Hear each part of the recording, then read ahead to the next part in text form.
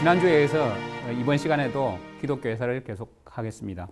이번 시간에는 특별히 지금까지 여러분이 보아오고 시청해 오신 이 기독교회사의 주요한 텍스트인 중요한 책을 한 권 소개할까 합니다.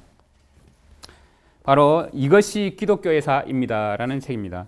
이 책은 우리 생애예비스에서 발간한 책 근래에 나온 책인데 아주 내용이 굉장히 좋은 책입니다. 이 책의 저자는 벤자민 조지 윌킨슨 박사가 쓴 책인데요. 이분은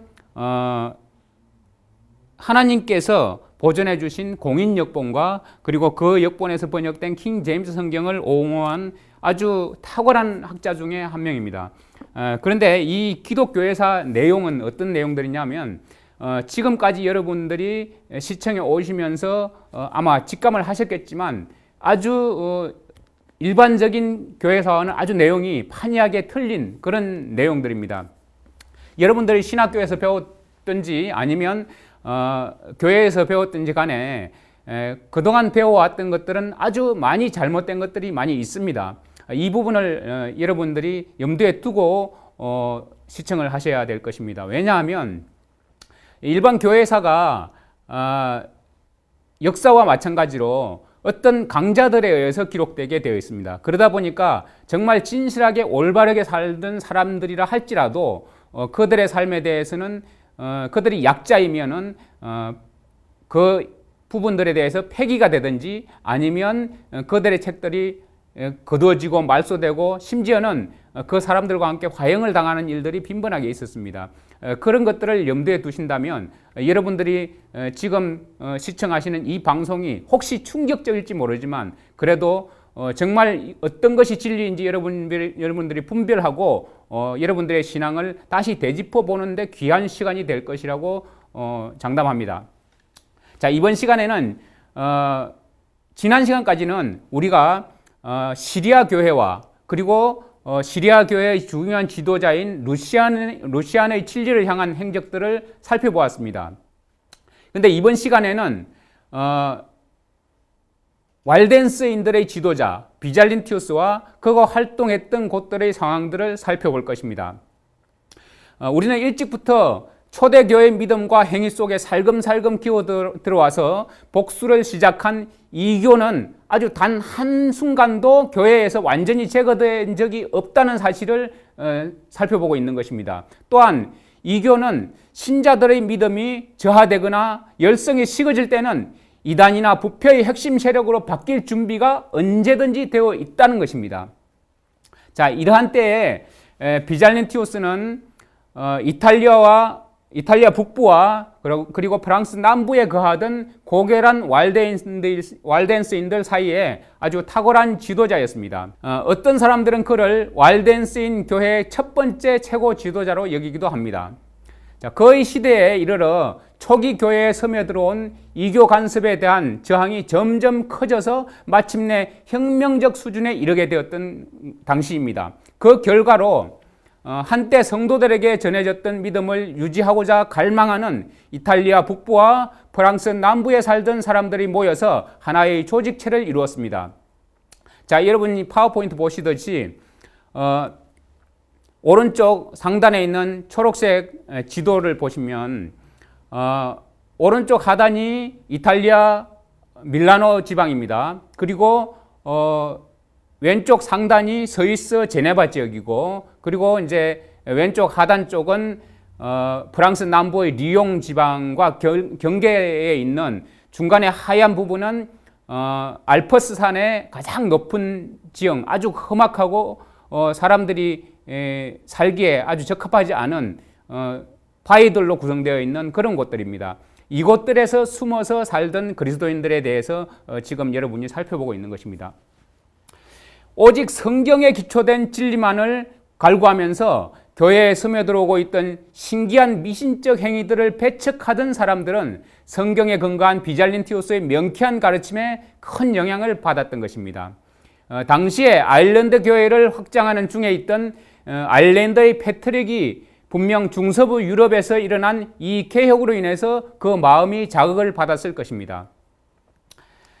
자, 비잘린티우스는 피레네 산맥 근처의 남부 프랑스에서 태어났습니다. 교회사에 아주 유명하게 거론되는 제롬이라는 사람은 비잘린티우스가 골은 어느 지방이냐면 프랑스어로 골이라고 합니다. 그리고 로마어로는 갈라디아라고 하는데 골 남부의 콤베나라는 곳에서 출생하였다고 기술하고 있습니다. 이 도시는 또한 그 발음이 영어의 리오와 동일한 리옹이라는 이름으로 불리기도 합니다. 프랑스 남부 리옹을 말하는 것이죠. 그가 리옹 사람 비잘린티우스로 불리는 것은 이런 이유 때문임이 분명해 보입니다. 자, 왈덴스인들 또한 종종 리옹 사람들로 불렸습니다. 따라서 리옹 사람들 혹은 리오니스트라고도 하기도 하죠. 이런 호칭은 비잘린티우스에게 유래되었던 것으로 여겨집니다. 이 리오니스트는 흔히들 알비젠스, 알비파라고 하죠. 그리고 왈덴스, 왈도파라고 불리기도 하는 이렇게 불립니다. 그리고 이 비잘린티우스의 아버지는 만시오라고 불리는 한 역참의 주연이었습니다.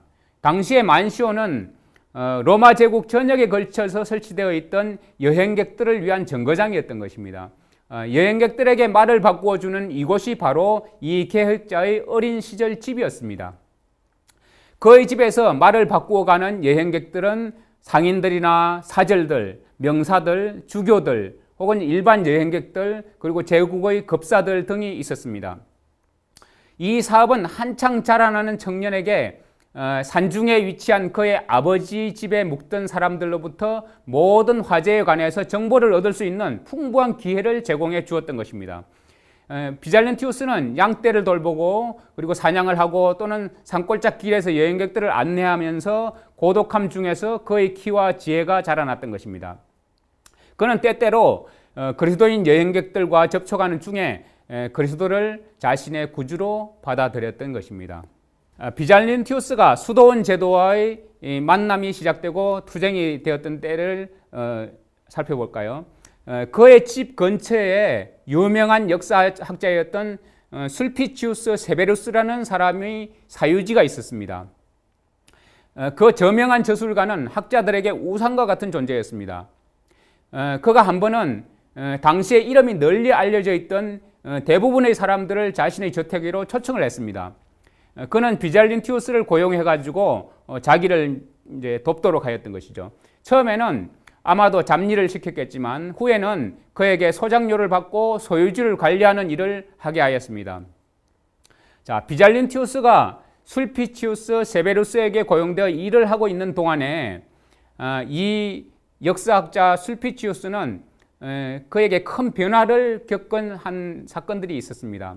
그가 서유럽을 휩쓸던 금욕주의와 수도원 제도에 발을 담근 것입니다.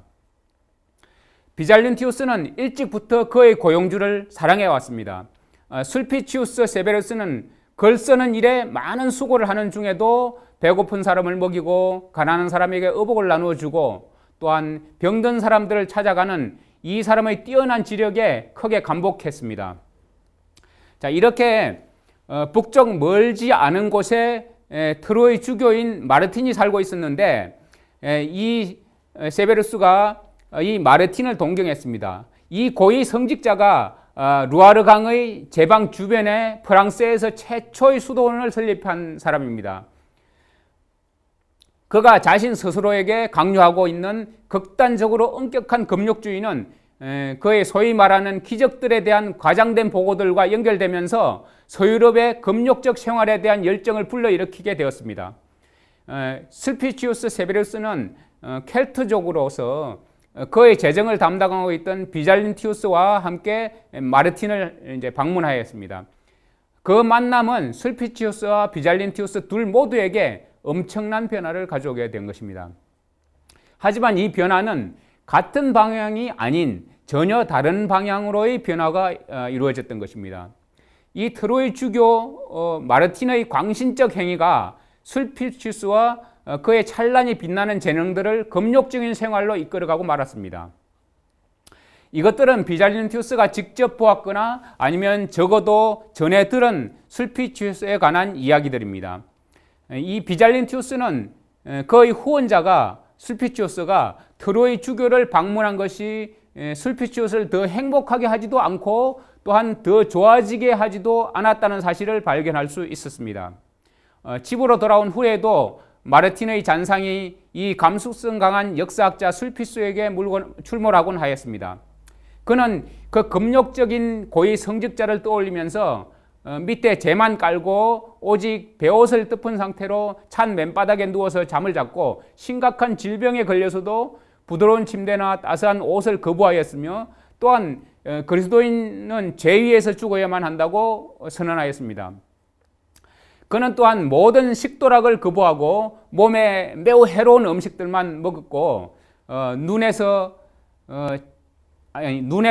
잠을 쫓고 자신을 극단적인 더위와 추위 또는 배고픔과 목마름에 노출시킨 상태로 지루한 기도를 드렸던 것입니다.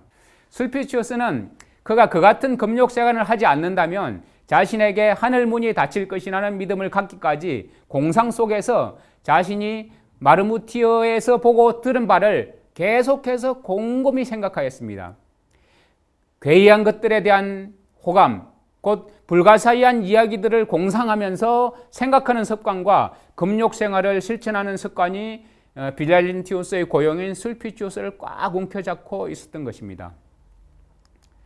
자, 반면에 비잘린티우스는 여기에서 그의 그리스도의 복음의 단순성이 결여된 한 종교 제도를 보았습니다.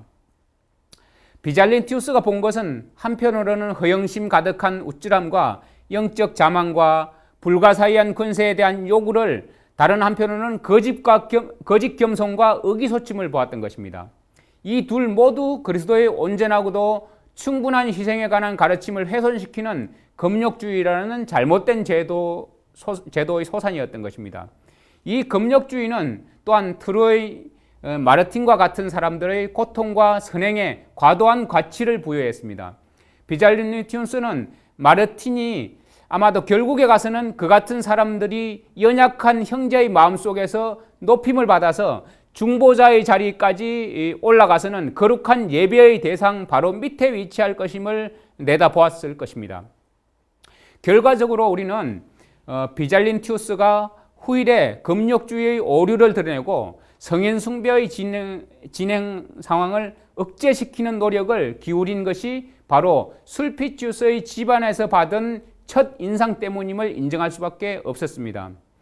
함께 마르틴을 방문했을 때 벌어지기 시작한 비잘린티우스와 술피치오의 관계가 술피치우스가 비잘린티우스를 이탈리아 놀라의 폴리누스라는 사람에게 보내는 전령으로 고용되면서 더욱 크게 벌어졌습니다. 이 턱출한 사람 비잘린티우스는 그 전에 이미 술피치우스 세베루스에 대해서 이렇게 기록했습니다. 기록을 보면 그 속이는 행위들에 자신의 시간을 쓸 수 있는 한 은신처로 떠났다. 이 같은 행위들은 후에 라틴 교회의 특성이 되었으며 결국에는 복음의 단순성에 치명적인 것이 되어버렸다. 이교의 재단에서 기독교의 성당으로 옮겨져온 종교적 관습들은 한 죽은 성인에 대한 기억으로 인해서 의식이라는 이름으로 존귀하게 여김을 받았다. 또한 폴리누스의 조상들이 옛 영웅들에게 기원을 드린 것처럼 그 또한 헤라클레스나 퀴리뉴스의 이름을 펠릭스로 바꾸어서 동일한 일을 행하였다. 그는 여기에 대하여 기도하는 중에 하나님과 사람 사이의 유일한 중보자의 이름 외에는 그 어떤 이름도 그의 입술에 올릴 수 없을 때에는 한 죽은 순교자에게 도움을 간청하였다라고 이제 기록하였습니다. 더 나아가서 교황 겔라시우스는 5세기에 서방교회의 이교도의 축제인 루페르칼리아를 추가하기 위해서 빛의 행렬과 함께 정결 축제를 소개하였던 것입니다. 자, 우리의 단순한 시골 사람 비잘린티우스가 이탈리아에서 한 수행자를 기념하기 위해 세워진 화려한 성당을 보았을 때 어떤 영향을 받았을까요? 복음의 단순성을 대신하기 위해서 고안된 행습들에 몰두해 있던 사람들은 거의 모두가 거기에 심취해 있었지만 비잘린티우스는 하나님의 은혜로 거기에서 벗어날 수 있었습니다. 사도들의 세대는 지나가고 교부들의 시대가 열렸습니다. 오직 성령의 가르치신 말씀들보다는 학문과 논증이 복음의 진실성을 증명하는 일에 사용되었습니다. 특히 유럽과 아프리카에서 더더욱 그러했던 것입니다. 자, 이번 시간 여기서 줄이고 다음 시간에 계속 여러분과 함께 살펴보도록 하겠습니다. 감사합니다.